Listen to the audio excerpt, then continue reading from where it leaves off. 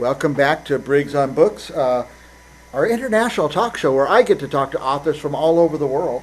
I get to read books most of the day, and then part of the day I stop and talk to authors, interview authors. Today we had an author from Ireland, we had an author from Canada, we had an author from an exotic place called Wisconsin. But next up, we actually have a live guest in our studio, which we don't do very often anymore. Welcome, Dr. Allan G. Hedberg. Welcome, Dr. Hedberg. Thank you. Nice to be here again. Again. Yes, once more. You've been our guest more than any other guest. I hope especially so. amongst the authors. Yeah. And you're a prolific author. You're coming out with a new book.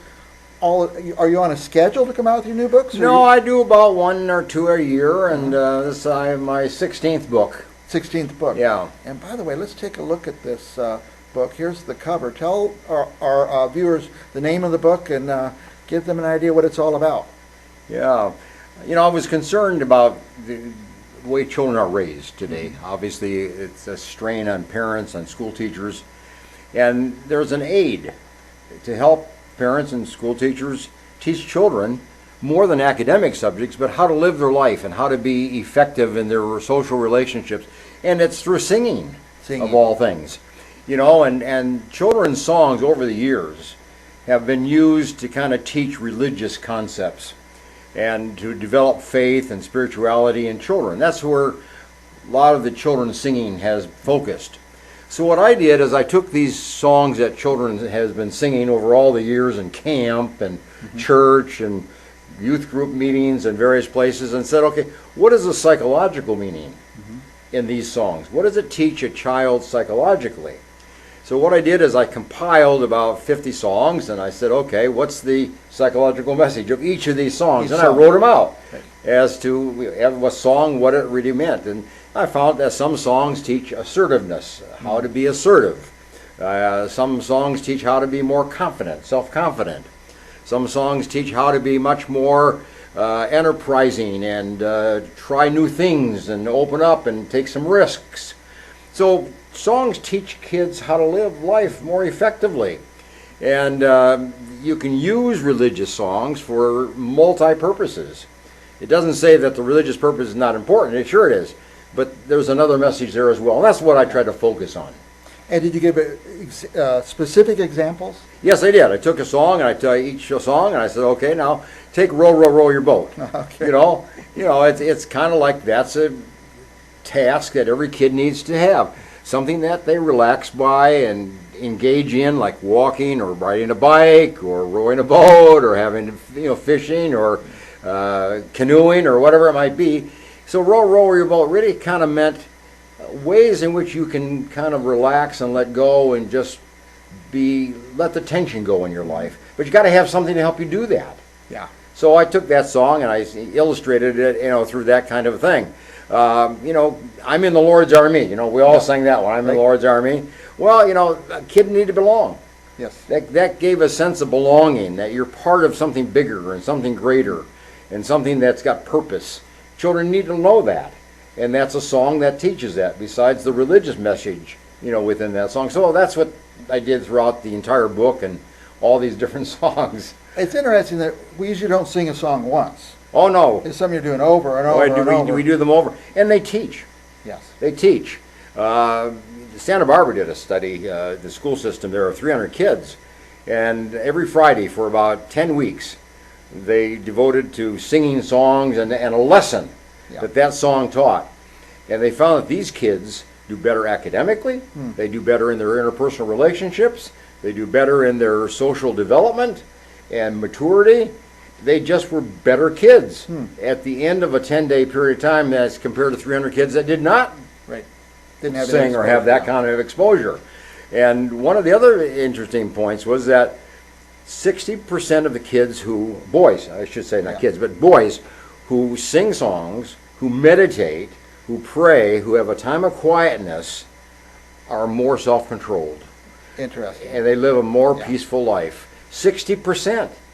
That's amazing. And these are boys. So we always think, well, maybe girls are that way, but a boy can be very much more contained and controlled if you can teach them through music and because it's a way of meditating. Yes.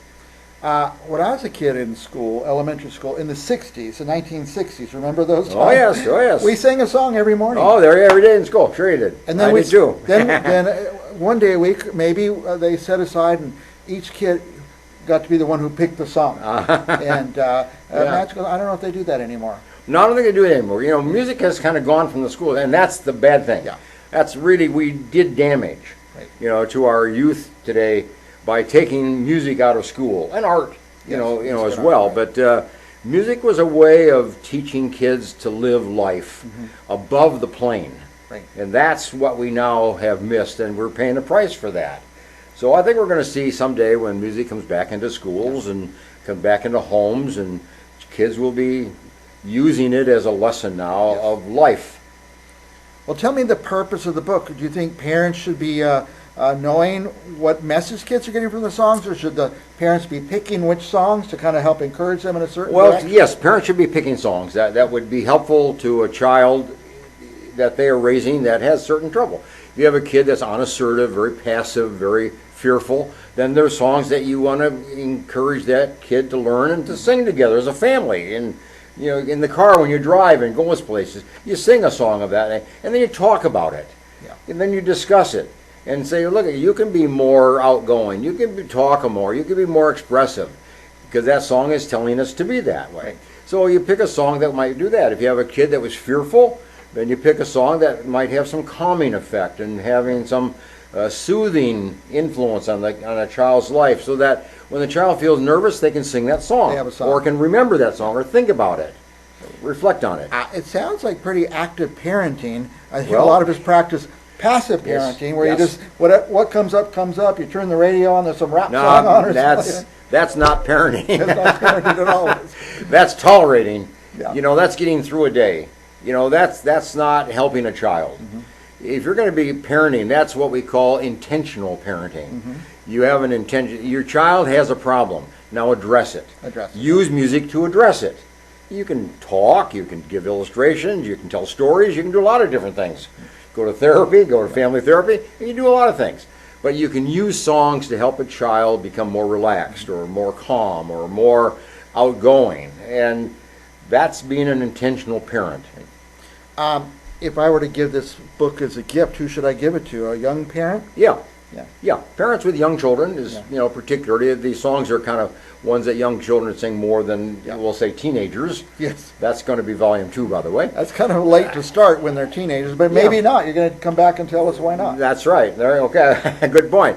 But yeah, we want parents when they're young, and you know, youth leaders and churches and clubs of various kinds to use songs, but to take the moment and say, okay, now what is this song really telling you?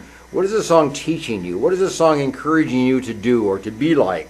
How can we use this song to help you become a better, stronger, more confident person? That's intentional parenting, intentional leadership. Yeah. I tell you this as a parent, I always read the book before my kids read the book. Well, that's a good thing to And do. I always listen to the music before my kids listen to the music. Sure And you do. sometimes you can kind of steer them away from one music to another. Oh yes, I know But, parents that have read Henry Potter Yeah. before the kids read. Yep, I certainly Harry did. Potter. I certainly did. It's a thick book, though, Dr. Hedberg. Yeah, thank you. We've enjoyed writing it, and it's been a fun. I understand that, you know, music is something to be appreciated, but music is something to teach us to be more appreciative and to learn life more at a quality of living that otherwise you wouldn't have. So it's not just a matter of music appreciation, to kind of enjoy music. Yeah. That's okay, and it's part of it. But it's what music in turn can make you become as a person. Yeah. It's interesting what we pass down for generations for our kids. And music is one of those things Yeah, we do it. my parents sang us songs that their parents sang them. Yeah. You may not remember this, but my mother had a record that I listened to as a child, Rusty and Orchestraville. I don't know if you knew that one or not. But anyway, they took every instrument and played a little tune. And you listen to that, so you know what a oboe Yeah. sounded like, or a trombone, or a drum. And you would learn these instruments. And it was the idea of appreciating the variety of music that's out there and the different kind of instruments. I remember that's where my music appreciation started. Started with That was that, when I was a little kid. Of course, then I went on to college. I took a class in music appreciation.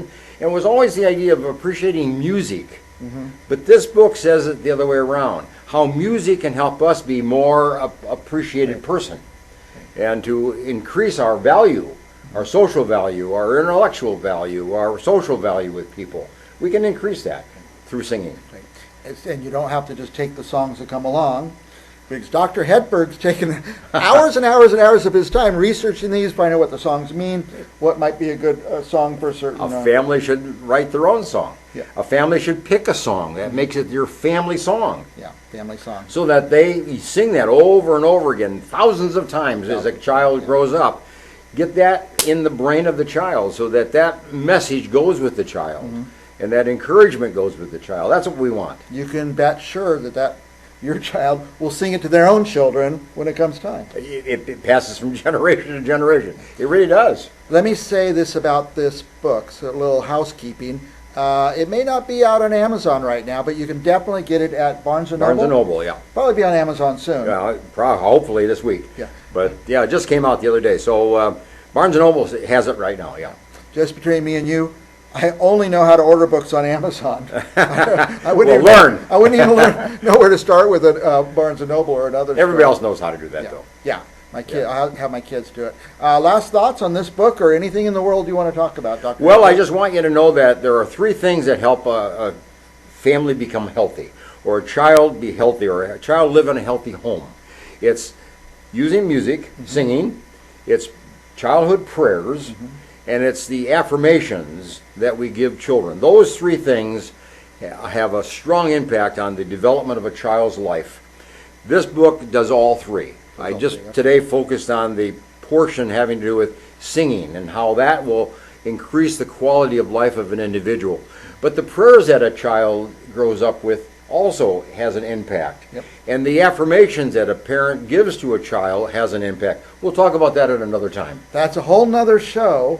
We'll talk about Dr. Hedberg. One thing I can guarantee you about Dr. Hedberg, he'll be back. I will. On another book. Thank you for coming. And by the way, when you go to order this book, don't click once to order one. Order 5 copies of this thing and give them out to people. Or 6 or 7. Yeah, or 6. All of Dr. Hedberg's books are so healthy and important, and I learned a lot from him after I guess I'm never done being a parent. But No, you never are. No, after my kids are grown and gone, I Yep. learned a lot from Dr. Hedberg. So thank you for what you do, and thanks for coming back on the show Good. It's a again. good book, and I enjoyed writing it, and you'll enjoy reading it.